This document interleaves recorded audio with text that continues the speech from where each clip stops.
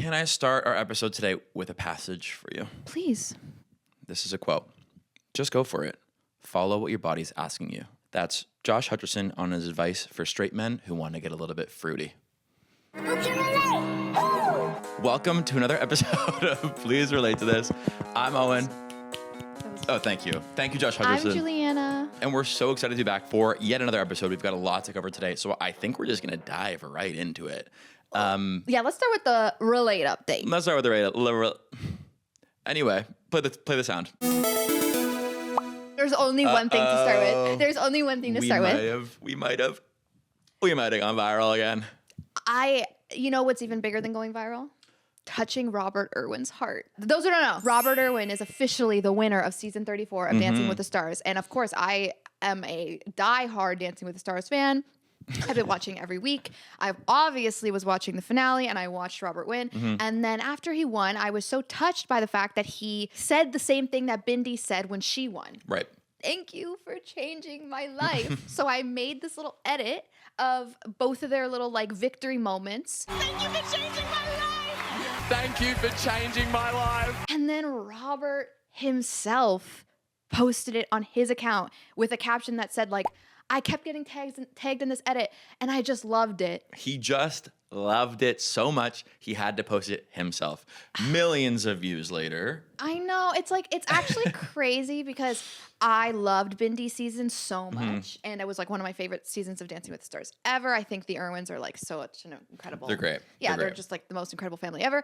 And like, I can't believe he watched it. I can't believe Bindi probably saw it. I can't believe like he shared it. Like, that's just crazy. Like from this podcast directly to Robert Irwin, it happened. It was really crazy. Thanks, Robert. Thank you, Robert, and congratulations. Woo, what a great season of Dancing with the Stars. Truly incredible. The biggest ever, I would say. Yep. I want to talk about this insane Dumois blind I saw. And it's like a few weeks old, but I haven't seen anybody talking about this, and I think it's crazy if this is actually going to happen. Let's hear it. The subject line is Kendrick Lamar filming upcoming movie. Kendrick Lamar has recently been seen in the studio recording voice lines for a live-action Disney movie shot earlier in the year in Vancouver. He is making an original song and has been recording lines for an iconic character as he's been casted to play the character. Side note, we need to talk about the casted epidemic. It's cast. It's cast. It's not C-A-S-T. casted. Movie also stars one of the Boy Is Mine singers and someone married to a Marvel director. So Boy Is Mine singer would be Brandy. Marvel, which we already knew, would be Rita Ora, who are both in Descendants. Is Kendrick Lamar going to appear in the new Disney Channel Descendants film? First of all, I didn't realize that the rumors were he's just the voice of something. He's not actually acting, like it's not live action for him. To be honest, the first time I heard, like I caught wind of this, I was like, there's no way. No. I've warmed up to the idea. And I think, why not? Like, I think it's actually really smart for an artist, like he's already a legend, to introduce himself to a new generation. He will be forever known as whatever he plays in that movie. Right. And I don't know, I think being a part of a good, iconic kids movie is like the way to cement your legacy even more. Yeah, and like Descendants is huge. I think a lot of people in our demo probably don't realize, but it is huge. They said like full concert tour, and it's like kind of like the modern day High School Musical. So it'd be like Kenny Ortega directed the originals. Truly. So it's literally the modern day High School Musicals. Imagine Drake showed up on High School Musical. Like Drake voiced the principal and the loudspeaker in High School Musical. Like that would be crazy. So I don't know. I don't buy this. He has kids, I believe. I'm pretty sure. And it's kind of like, I'll do this for the kids. Like it would be so cool, especially if it's just a voice. So you may have heard it here first. We might see Kendrick Lamar in the Descendants film next year. Listen, some of those songs are bops. So What's your favorite? Oh, what's my favorite Descendants song? Chillin' Like a Villain. Oh, mine's like Rotten to the Core. I'm rotten to the core. I also like Kylie Cantrell's Red. I've never seen any of those movies. No, listen. Life is sweeter. Was that Uma? Oh, no. Actually, the best song in all of the Descendants universe is What's My Name by China and McClain. What's my name? The best villain song ever. I'm sorry, it took me that long to think of it. It's that. It's What's My Name. I have never seen these movies, but I'm familiar with Uma. We gotta get Uma. We have to have a movie night. I also want to talk about something that's been ruling every airwave this week, which is Heated Rivalry. Real. Incredible show. Incredible for Canada. Incredible book. Incredible book for Canada as well. Like, just to see a show that was created in Canada, based on a book that was created in Canada, go so huge internationally is so amazing. No, and it's a queer story. Yeah. Like every time a queer character makes it on screen in a phenomenon, like we Truly. celebrate. But I think above all, the fan edits. The fan edits are pretty incredible. I have to say, I've never seen more fan edits made for a show based on only a trailer. It's like crazy. The show wasn't even out. As someone who doesn't personally take in too many fan edits, Heated Rivalry fan edits, I'm sitting down, I'm putting my glasses on, I'm watching them all. I'm watching them all, front to back. I have to say, I actually got to meet Hudson and Connor. I was like at the premiere, did some press with them, and they are really lovely. And they're like friends in real life. And I think if the shows were feeding you good material for fan edits, their interviews Truly. where they're just interacting in real life will feed you even more. Yeah. Yeah, they have like undeniable chemistry, and they seem to like really vibe. Like they really are real friends, I think. Yeah. I mean, every week tuning in, and this is just a message for every Heated Rivalry fan edit creator. Keep it up. We appreciate you. The whole world is watching. Keep it up. The whole world is watching. And to Hudson and Connor, keep feeding the kids. They're hungry and you're doing a great job. Yeah, keep having some memeable moments. Honestly, and I think it just comes naturally to them because again, their chemistry is just like undeniable, and they're obviously both like really talented and naturally funny. Yeah. And all you editors out there, you're so talented. Keep it up. We're watching all of them. Guys, okay, like not to get ahead of ourselves, but we will be talking about Stranger Things today, and like the fan edit community across all of these Truly. shows, you guys are doing that for free. That's like, free marketing. That's free marketing studios. But you are so talented. Like you should be able to submit some of these fan edits as like for application to film school. Like you shouldn't have to pay. You shouldn't have to do anything. You should just be let in because of some of these fan edits they make. Like as someone who went to film school and learned editing, like the teenagers who are using After Effects at the level they are is something I still can't even comprehend. Yeah. It's like, it's a different generation, but it's like incredible. And don't let anybody tell you what you're doing isn't legitimate. No. Because it's the most legitimate thing I've ever seen in my life. Keep editing boys kissing. keep doing it. Please. Thank you. We want to talk Wicked very briefly. We're back. Yeah. I want to talk Wicked because, yes, obviously our last episode was about Wicked. We had so much fun. We were all dressed up. We made a post about, listen, popping it up on the screen here. The back of Dorothy's costume has a lot of really intricate detail. I see a face. All right? Listen, if they knew in creating this film that you're only ever going to see her back. Yeah. So like there was conversations and intention there for sure. 100%. It's like, obviously, I was like, the post was implying that like Paul Tazwell poured so much detail into the back of the dress because he knew that's where the audience was going to see it from. I pointed out that I thought I saw a face in those buttons, and we received a lot of comments accusing us of a term I had never heard before, corn plating. Corn plating, for those who don't know, is a reference to a viral tweet where somebody was pointing out that in the movie Encanto, Mi encanto.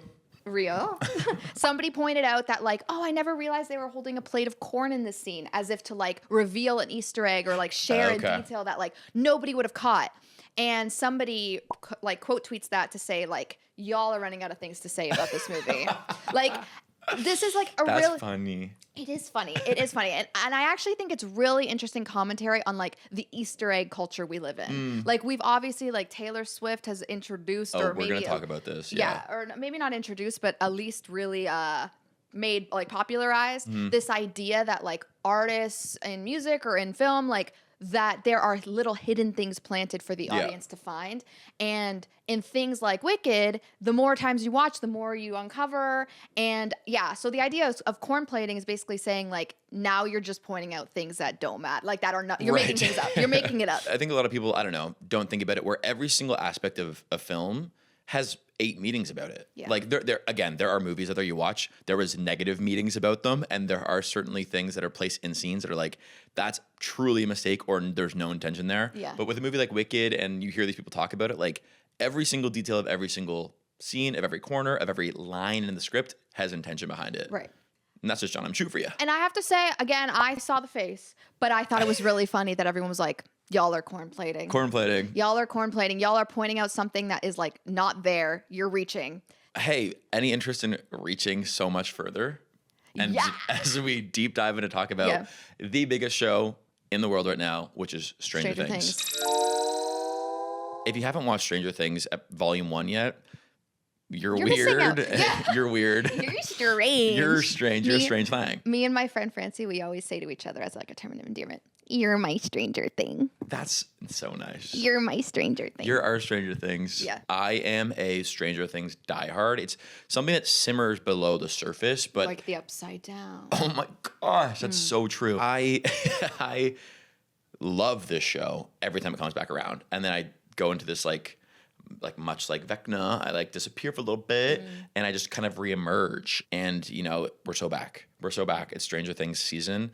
I loved the first 4 episodes. The first 2, little rocky, took some time getting back into it. It felt like it really dove in. Like there are definitely seasons where it's like, let's reestablish these relationships. It's like, no, the mission is now, and we are doing the mission. Oh, you're so true about that. I have to like in episode 4 specifically, like I feel like a figurative like aspect ratio change occurs. Like the stakes are high. Like as we amped up each episode, that's when I was like I was sitting in my apartment by myself at episode 4 and I said, okay.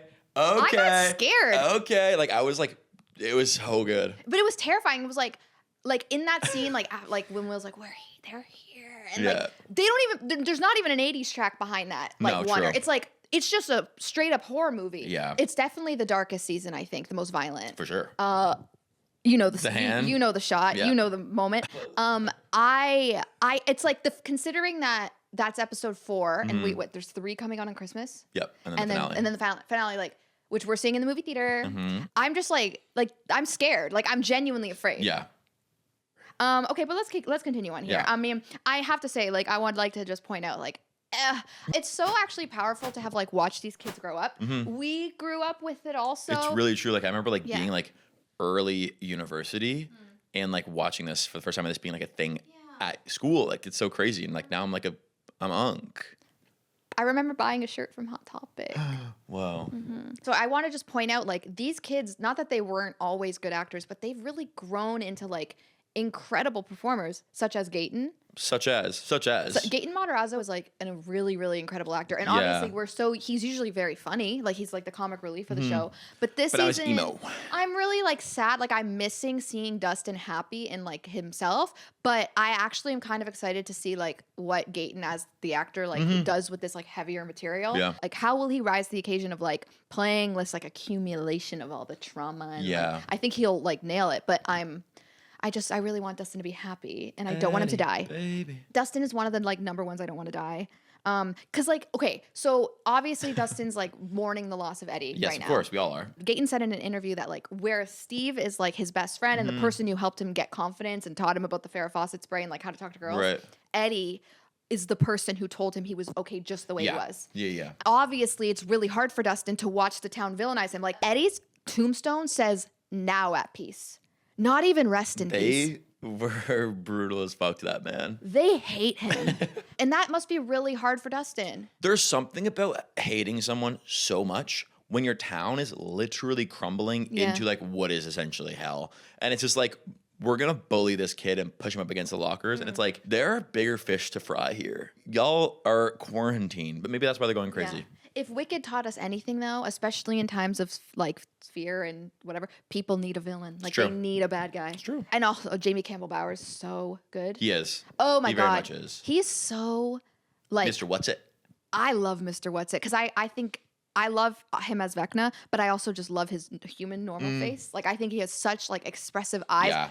Oh, like this. You know the scene where his eyes are just like when he's like at the cave. Oh, when he's scared. When he's scared, like that man's eyes and cheekbones, like he just like he was born to be on screen. Yeah, I'm excited. I'm excited. I think if I had to pick one out of that show, I'd be like, I wonder what he's gonna do next. There's something about having just recently been in New York and seen the Stranger Things stage production. There is actually a wealth of information that play into the season, but also just like understanding that character a bit more because the whole stage play is about Henry and how he gets to the place that he's in. And there's a lot of we'll talk about the theories, but a lot of theories about him that are like, oh, those aren't theories. Like that's legitimately what we've been told is happening. Yeah. Can you believe we didn't meet Henry until last season? Yes, because I'm of the mind that I don't know that they knew what they were doing.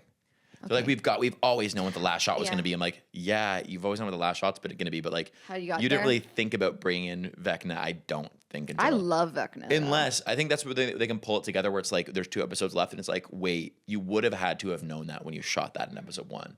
Yeah, but I'm like, not convinced I'm fully really- yet. Fair enough. I'm very curious to see if like the whole forgetting Will's birthday was actually intentional. Yes, those theories go crazy. Yeah. The first episode where they're doing like the radio transmission, like giving each Yeah, other the clues. codes. Yeah. I think that's like one of the standout scenes of Interesting. this part of like this season so far. I think that's so fun. But she says in it, she introduces us to the Mac Z. And Hey, I've been introduced to Mac Z. You don't need to tell me party. about Mac. Girl party. Girl party. It's a girl party. Listen, Kenzie Ziegler did not like walked Hey, so the Mac Z. literally, I can't wait to see her. I'm sure she's in the back half.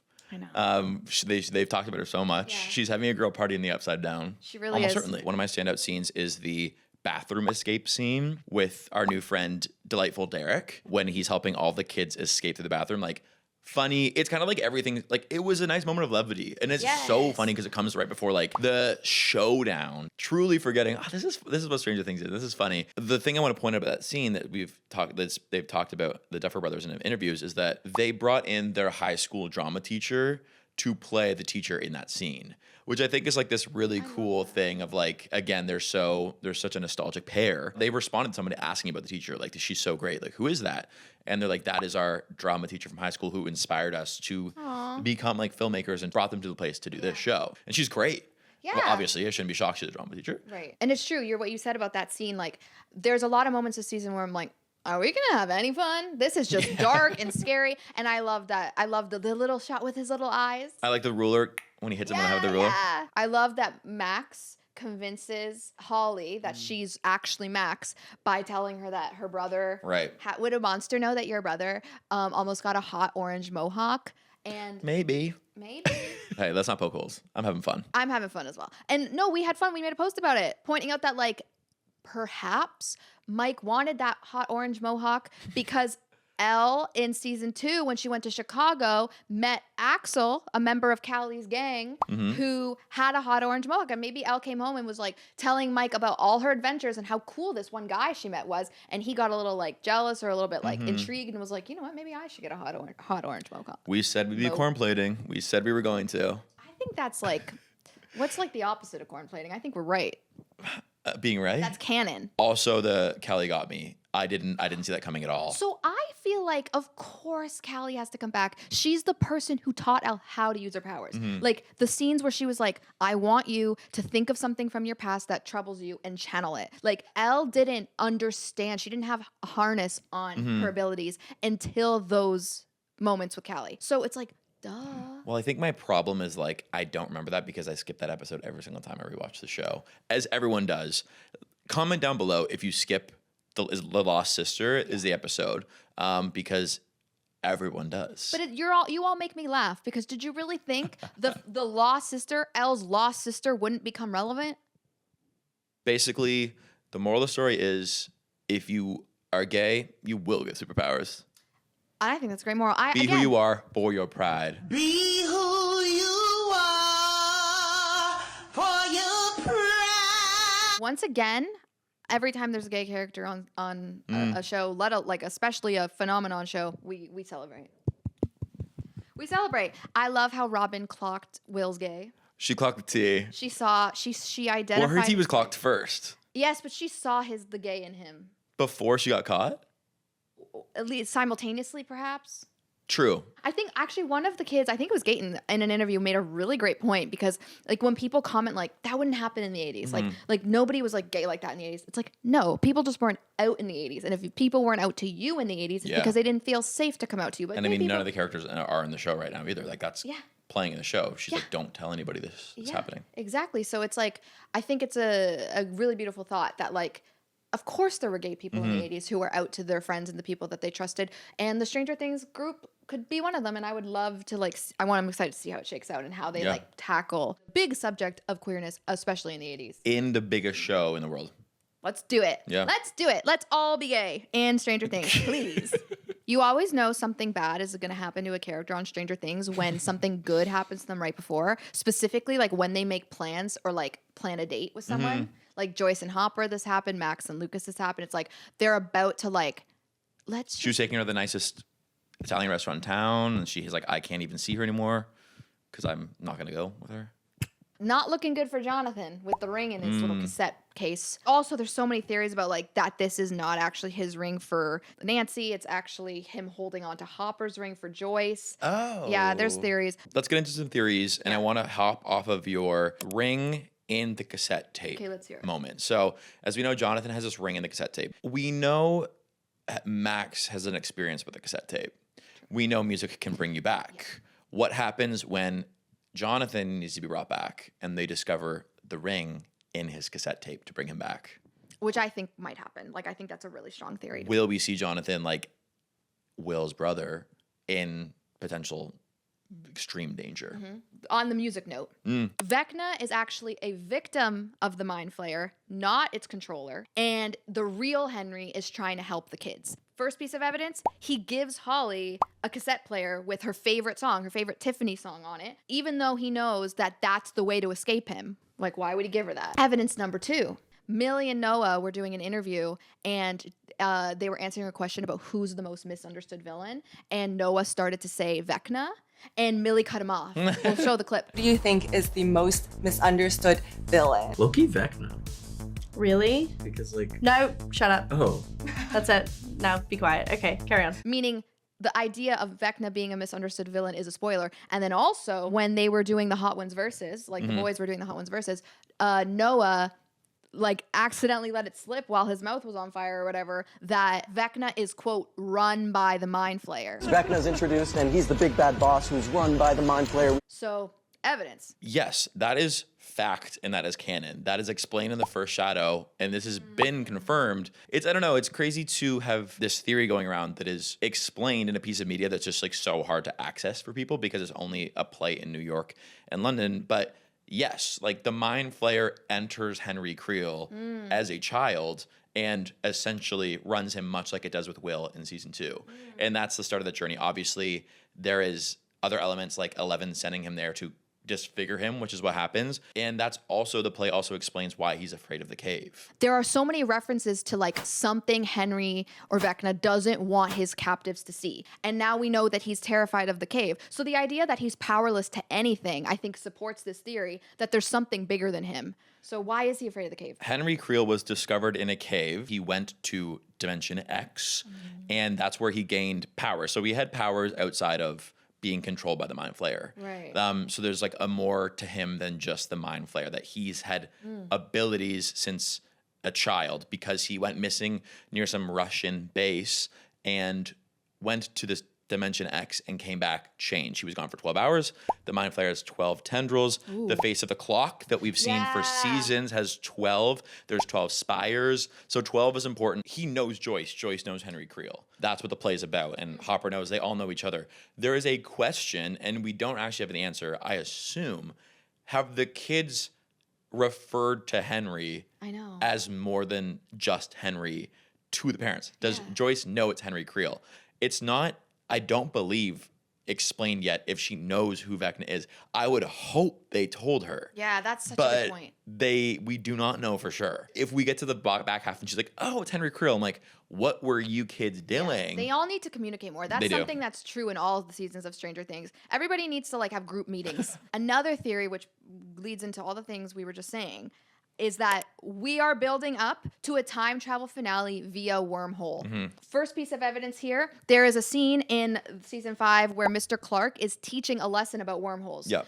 As Lucas says, I don't believe in coincidences. Why else would they slot in a scene like that? This is what initially made me thought when we talked about it earlier, of like the intention in writing for film and television. Like, again, yes, that means something. Having him write and explain and showing a scene in that classroom with that happening is intentional, 100%. For sure. And we already had Dustin confirming that the wall is a circle around Hawkins, which fits the shape of a wormhole. Also giving clock. Also giving clock, which is the next piece of evidence. There's so much evidence to support the theory that Vecna is building a clock. As you said, we have 12 stolen children, 12 spires on the little thing that Will drew. A lot of people have pointed out that Vecna has 2 different sized arms. One of his arms is longer than the other. Look.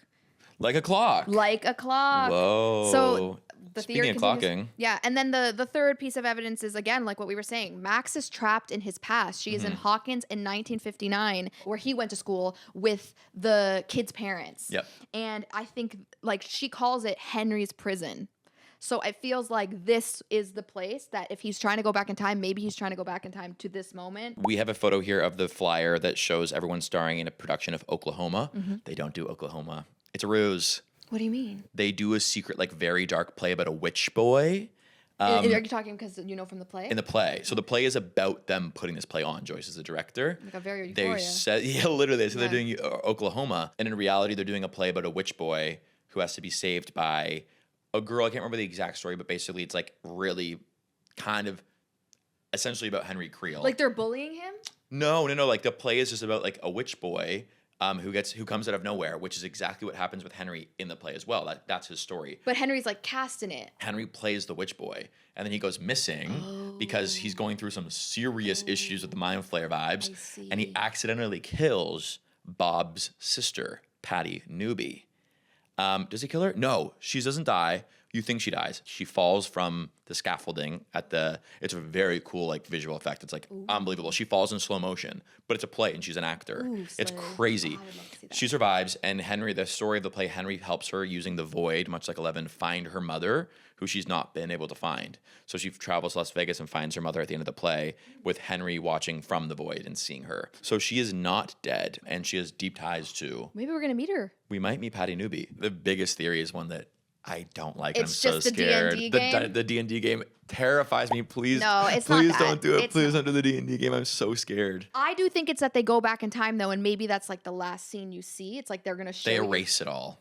Kind of, and it's like the kids, because if you recall in the pilot, Will goes missing because they're playing a game, and then they have to leave, and he comes upstairs and he's like, "Mom, 10 more minutes," and she's like, "No, it's over," and all the kids have to go home. But maybe it's like we go back in time, and it's Karen being like, "Okay, fine, you can have 10 more minutes," Parents are the worst. and then Will doesn't get stolen. And it's just the way that they've done, like since season 1, we know exactly how the show ends. We know what the last 5 minutes of the season show has been since the beginning. I'll take that theory where it's like they're actually back to that first game and get to not be like living these insane lives for however many years it's been, versus like it was all a dream. Don't do it. Don't do it. Yeah. I swear. One other theory that I think is really cool. Will is going to lose an eye this season. Evidence. Number 1, back in season 2, Mr. Clark teaches the kids about Phineas Gage, a 19th century railroad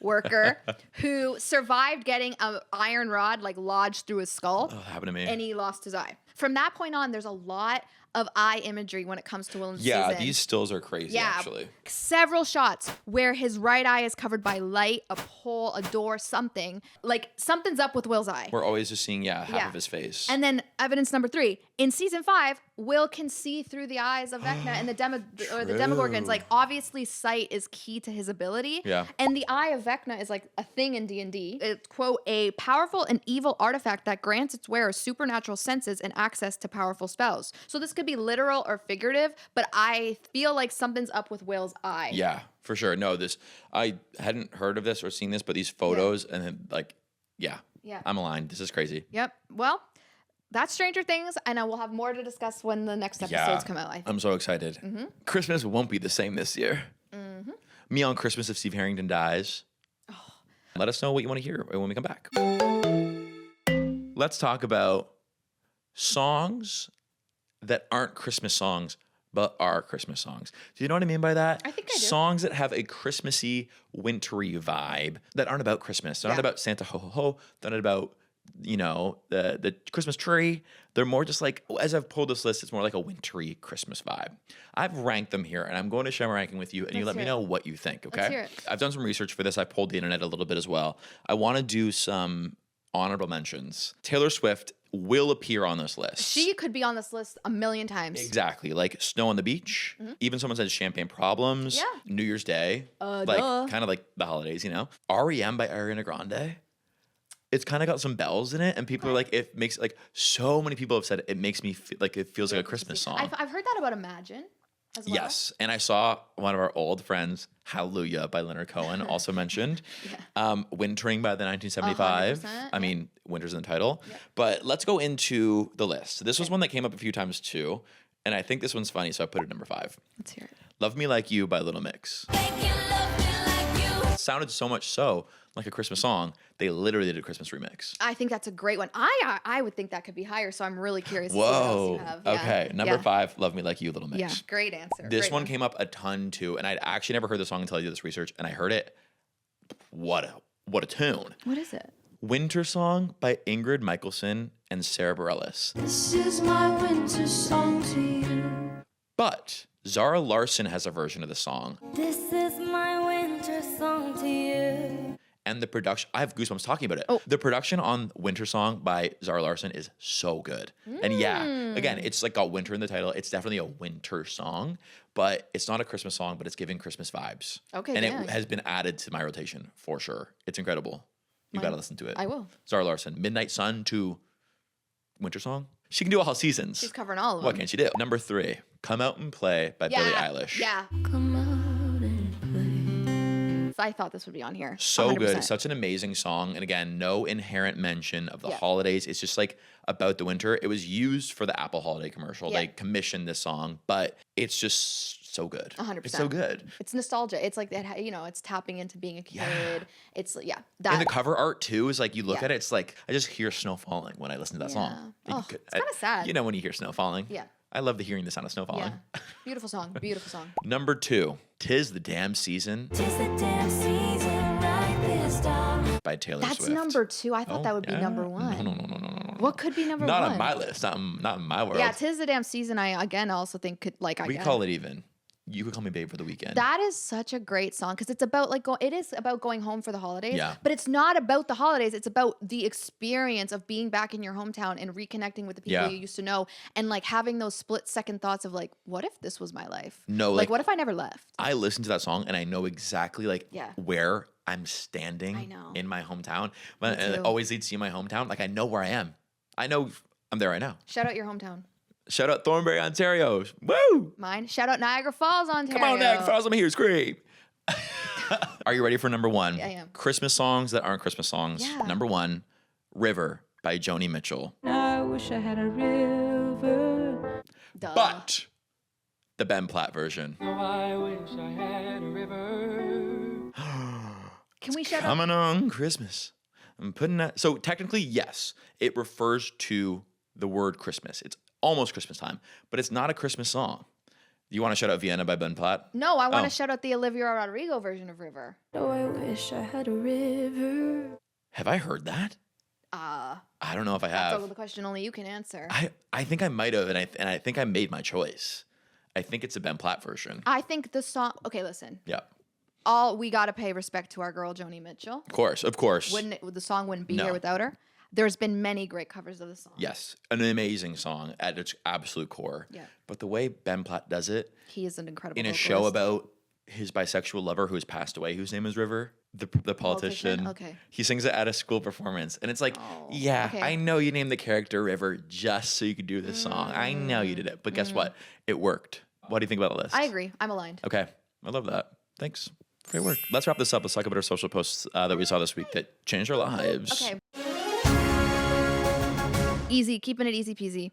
It's the picture of Sabrina Carpenter arresting Miss Piggy. Yeah. That's one of the greatest photographs of all time ever taken. I love the Muppets. I'm so glad they're having their renaissance. I'm so glad Sabrina's doing a Christmas special. Or is it a Christmas special? I'm not sure. No. But she's doing a special with them. Yeah. Thank God. Finally. Chapel Roan, you better be next. Also, we have, like Ariana is teasing that she's Yeah, also doing I something saw with the that. Muppets. But would you be up for something with like the Jim Henson group? That would be amazing. My dream. I'm doing I love Jim Henson. I think that kind of like practical art, we need to keep it alive. And I'm so glad the Pop Girlies are on board. They're like the Muppets have collaborated with everybody, like hit throughout all of Yeah. history, and we can't let them disappear. So I'm glad. I was watching like an edit of like Martha Stewart moments with Miss Piggy. Yeah. And I'm like, it's so incredible. Like Miss Piggy's just tearing her Yeah. up. You know how long those take to make, Miss Piggy? Who cares? Hilarious. But like she can just do that forever. Yeah. Like Miss Piggy, as far as we know, cannot die. She's timeless. And it's just like you can just keep doing that for generations, Yeah. generations. It's very cool. She's the original diva. I'm pretty sure she's inspired. True. Like without her, so many of the pop girls we know and love today could not have existed. Miss Piggy walked, so Everybody else could run. my social post of the week is, it takes a bit of explaining, so bear with me. I'm going to call it It Is Leaves by Maddie Healy.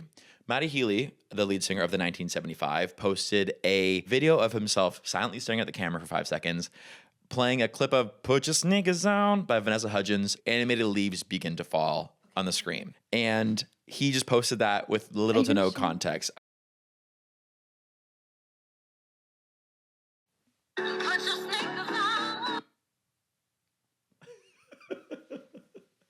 So I saw this and I couldn't help but laugh, but it just doesn't end there. So like you said earlier, you kind of brought this up. People have unpacked this. They've cornplated it? People have unpacked this and been like, he wrote a poem about leaves in 2014. Leaves of Grass is his favorite book. The next album's a mix of dancing because of sneakers and the leaves and whatever. Whoa. I don't think it's that deep. I mean, They really are cornplating it. it technically is him just posting this out of nowhere. Like, so it feels like there has to be some meeting, but he then received a comment from the Empire State Building, who we know is very active on TikTok, and it says, "Chat, is this real?" And he said, quote, "In the future, there'll be flying cars. The actual future, the Empire State Building asks if Maddie Healy's Sneakers by Vanessa Hudgens and It Is Leaves TikTok is real." And I saw that. And then That would kill a Victorian child. somebody did a cover of About You by the 1975, and he just commented on it, a bunch of leave emojis and a picture of Vanessa Hudgens from the Sneaker Night music video. And then somebody commented saying, "Did Maddie Healy just use Sneaker Night by Vanessa Hudgens?" And he says, "And also the leaves." Someone said, "Help, what's going on?" And he says, "No, this is Sneakers by Vanessa Hudgens and It Is Leaves." And I don't know, the way he's just like tripling down on, and it's leaves. Like, don't forget about the leaves. And just the way he's like acknowledging the existence of Sneaker Night. This is kind of coming on the tail end of that song, having this TikTok resurgence. I don't know. I just think it's very funny. It's very funny to me. We're coming up at the end of the year. There's so much we get to talk about next time we chat. More Heated Rivalry, of course. I'm going to the Sphere. Jealous. I'm so jealous. I'm going to be able to talk about what my eyes see there. I know, but you told me that you might have to show up like a little late or like right on time. Be able to show up right on time. But that, like, let me just say before we go, I keep having this vision of you walking in late to the Sphere while it's like already begun, and I'm like, and especially because your seats are higher up.